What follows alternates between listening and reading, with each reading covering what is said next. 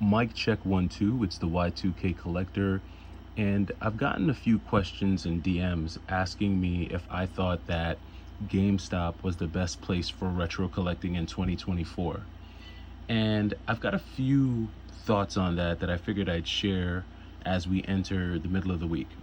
So, my immediate answer is going to be I don't know if GameStop is the best place for retro collecting in 2024.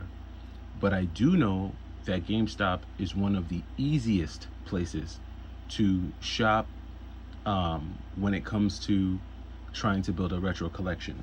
I don't remember GameStop being this free and loose and forthcoming with their retro inventory years ago.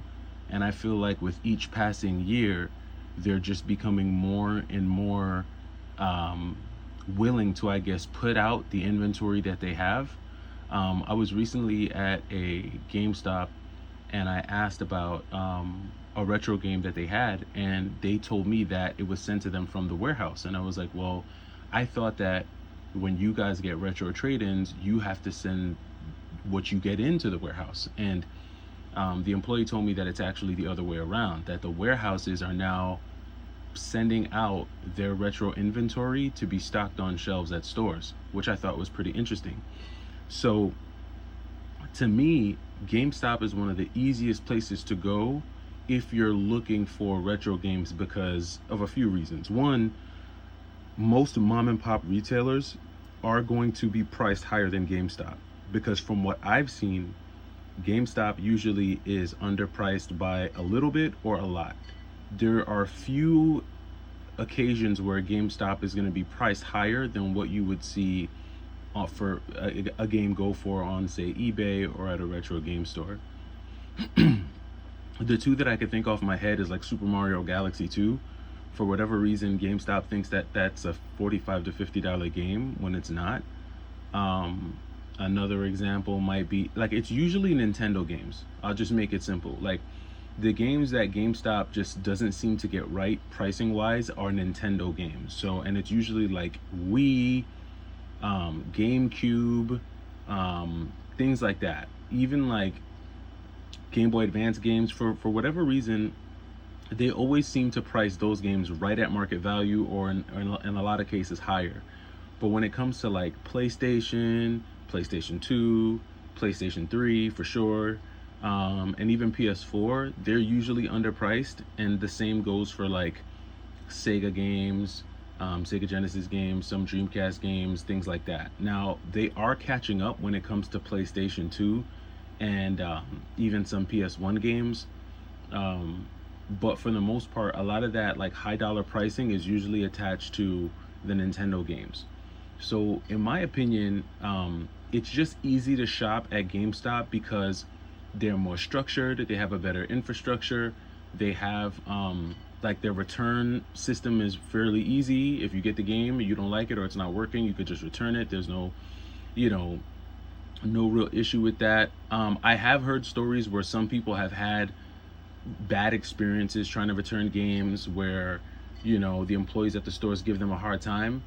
I think that bad experiences boil down to the different GameStops that are around. I had a video that I put out like a few months back talking about 3 signs that you're in a bad GameStop. And I don't think all GameStops are ran the same. You have some GameStops that are ran great. They have great employees. They have knowledgeable employees. They have employees that'll work with you. And then you have GameStops where the employees are just no good. You know what I mean? They're probably upset that they have to work at GameStop to begin with. They don't really care about the job. They don't really, it's not like their lifelong career. They might just be doing it to get a few bucks here and there. So they don't really care about providing a really great customer experience. And it's unfortunate when you happen to go into a GameStop and as a customer, you run into one of those types of employees. But I have come to learn that not all GameStops are the same. And so if you are going to use GameStop, it's probably in your best interest to locate the ones near you that either A, have the best inventory, or B, have the best customer service. And sometimes you might go into a GameStop that has great games, but just the employees that work there stink. try to get to know the staff there, and just go there on the days where maybe, you'll be able to work with an employee that has a better attitude or is more knowledgeable. Sometimes you just kind of have to get to know the staff at certain GameStops and know when to shop there and when not to shop there. So just getting back to the question, if I think GameStop is one of the best places to shop retro, I definitely think it's one of the easiest, and that makes it a really great source. I also think that GameStop, now that they're opening up their inventory and they're letting a lot of their games out of the bag, you're able to find a wide variety and a wide range of games. And I just put some of these games down here because these are some of the games that I've been able to get at GameStop even in the last year. DS games, and that aren't very expensive. You've got a $6 DS game here, complete in box. You've got a $10 DS game here with Thor, right? And then you have like another $10 game on the Game Boy Color. But then they also have some higher tier games like Zelda Oracle of Seasons, right? And Zelda DX on the Game Boy Color.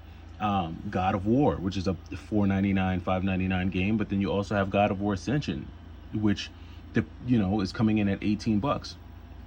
And then you have some more of your retro stuff, right? Kirby, which is probably around $49, I think, at GameStop, and the Mega Man 5, which they had for $89, but it's a $120 game. And the other good thing about GameStop is that if you wait till when they have their buy two get one free, you can definitely clean up, because now you're able to get games for free, you're able to get amazing discounts, and so on and so forth.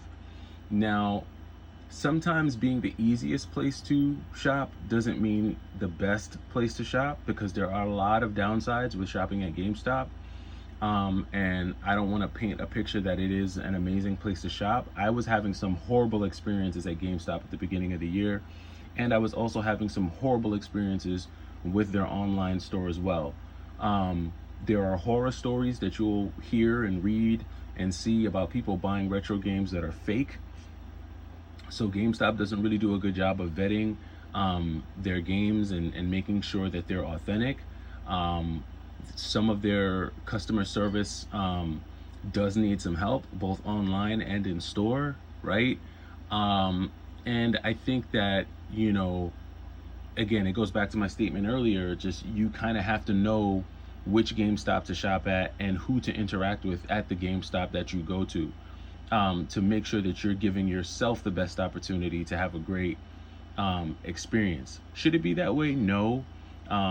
Because it's a major company and it's a franchise, you would think that everything would be standard across the board, but it's usually never like that. So just because it's the easiest doesn't mean that it's the best.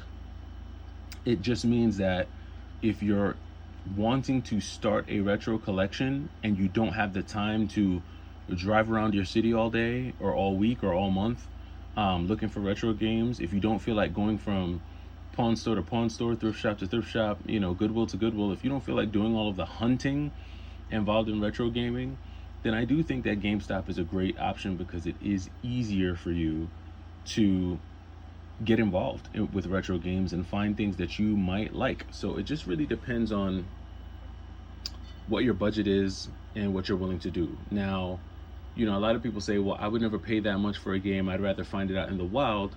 Well, if you have the option of buying a game from GameStop for $24.99, and you say, no, that's too much, I'm gonna hunt for it, and you burn $20 in gas just to buy it from a yard sale for $7, what's the net profit there, right? So like, everything has to be kept in perspective when we start thinking about what's the easiest ways to hunt for retro games and get retro games and things like that.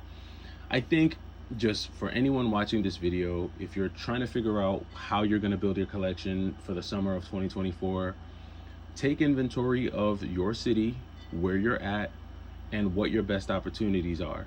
If you're in an area where there are a lot of yard sales and you can find deals there, capitalize on that. If you're in an area where there are no yard sales because no one does them, or you live in a big city where everyone has an apartment, so no one's having a yard sale because no one owns a house, take that into consideration, right?